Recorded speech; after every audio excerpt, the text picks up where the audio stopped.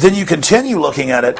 In line with this, the British government, the German government, the U.S. government are now this week declaring CO2, one of many greenhouse gases that plants live off of, and then they exhale oxygen that humans and animals live off of, breathe.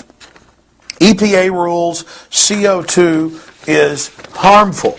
Though CO2 has been as high as 20 times the level it currently is in previous history on Earth, plants live longer, grow faster, need less water to survive in a higher CO2 environment. And all human activity, even according to the UN's own cooked numbers, based on fraudulent climate data that documents have now been released in the last 7 days, where the UN orchestrated this with all the scientists. I mean, this is amazing. That even with their cooked numbers, they admit that humans are a tiny, tiny, tiny fraction of all the CO2 on the planet. And of course, humans also exhale CO2. There's another excellent headline out of the London Telegraph today.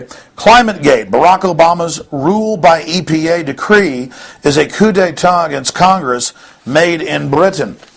And it doesn't matter if the U.S. Senate and the House say they're not going to ratify this. Obama is saying he's going to sign it, and Obama is saying that he's going to order the bureaucracy to implement this. This is no idle threat. Barack H. Obama is following in the footsteps of Arnold Schwarzenegger. Arnold Schwarzenegger couldn't get the California legislature to ban television sets above 40 inches, claiming they were energy hogs, and tax all other television sets, so he just ordered the California Energy Department 1 month ago to implement by fiat a extra legislative, extrajudicial decree that this would be done. So this is the dictatorial mode being used to implement this. In closing, make no mistake, when the United Nations says this is the most important meeting they've ever had, when YouTube and Google have full-page ads on their front pages saying the future destiny of man is being charted, they're not lying.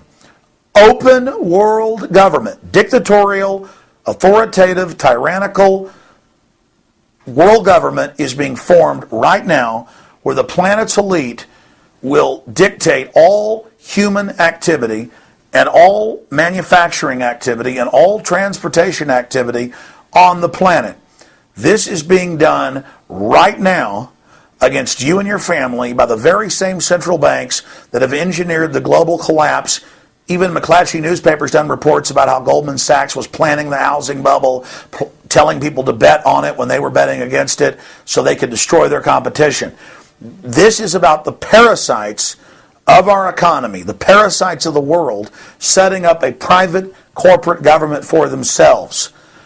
ClimateGate and the emails proving that they know it's a fraud and only a political tool to hijack the world's resources and control it for their own aim is only the literal tip of the iceberg. The phony environmentalists at the top know this has nothing to do with the environment. It has to do with a massive power grab to control the future destiny of civilization and society, and most importantly, to freeze the third world, their economic development. Just in the United States, in the last 5 years, more than a third of our agricultural base has been used to produce ethanol.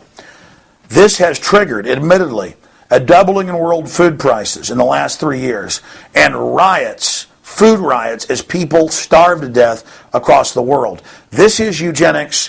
This is genocide. The global elite believe humans are parasites, and they are carrying out a program of genocide against free humanity. Please tell everyone you know that this is a distraction from real environmental crises like cross-species genetic engineering and toxic waste dumping and overfishing of the oceans. Real issues that aren't being addressed. This is a global authority taking control of the life-giving gas carbon dioxide and listing it as a toxic pollutant so they have the power to tax and destroy and consolidate the world economy. I want to, in closing, read you a quote from Maurice Strong that he gave in Rio de Janeiro to the first Earth Summit in 1992. He said, "Isn't the only hope for the planet that the industrialized civilizations collapse? Isn't it our responsibility to bring that about?" There are literally hundreds of other quotes by these men and women, these Malthusians, these eugenicists, these Hitlerian supporters of population reduction. Paul Ehrlich, one of the chief advisors of George Bush Sr., who co-wrote the book with Holdren, John P. Holdren, Eco-Science, calling for sterilizing the population, setting up a planetary regime to carry this out. He said, a massive campaign must be launched to de-develop the United States. De-development means bringing our economic system into line with the realities of the ecology of the world resource situation. My friends, you better learn about eugenics. You better understand the mindset of the controllers and how they want a global monopoly. Capitalism has been seized by robber barons that want a world monopoly, and they are funding the radical eugenics cult that masquerades as environmentalist. We must defeat Copenhagen. We must come together against this tyranny.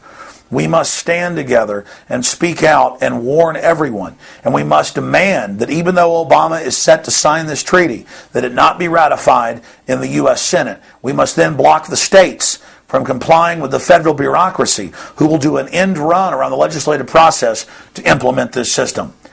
I'm Alex Jones, and this is the Info War, the fight for all of our lives, the fight for all of our futures, and the future destiny of free humanity.